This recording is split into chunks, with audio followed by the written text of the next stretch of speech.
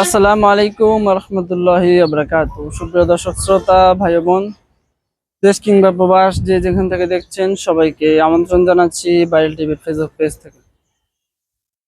প্রিয় দর্শক মন্ডলী, বর্তমান সময়ে আপনারা দেখতে পাবেন যে আসলে ভালো মানুষদের ভাত নাই। ভালো মানুষ যে হবে, যে আপনি যার ভালো চাইবেন, আপনি দেখবেন যে আসলে আপনি তার কাছে বেশি খারাপ হয়ে গেছেন। আর মানুষ যে ভাই বহুরূপী, তা আপনি অনেকদিন মানুষের সাথে চলাফেরা করলেই বুঝতে পারবেন। আহ আবার আপনারা খেয়াল করলে দেখতে পাবেন যে আসলে যারা মূলত বেশি ভালো হয় তাদের পিছনে মানুষ লাইগা থাকে।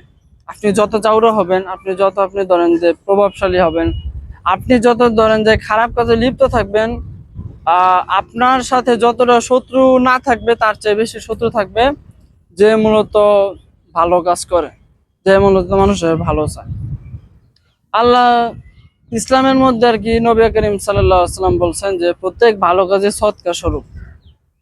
কিন্তু আমরা তো ভাই ভালো কাজের মধ্যে কোনো ধরনের আমরা কোনো কেয়ার করি না, মানুষের ভালো করে কি লাভ। আসলে ভাই ভালো মানুষের কেন করব?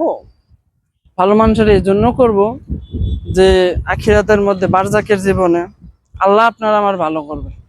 মানুষের কাছে ভাই ফিডব্যাক যত পাইবেন ততই কষ্ট পাইবেন। এর জন্য ভাই মানুষের কাছে ফিডব্যাকের আশা করবেন না। নিচে যা করবেন এটাই আপনার জন্য সম্পদ, কিয়ামতের জন্য সম্পদ, সেই বারজাকের জীবনের জন্য সম্পদ। আল্লাহর কাছে আপনি দামি হইতে পারবেন।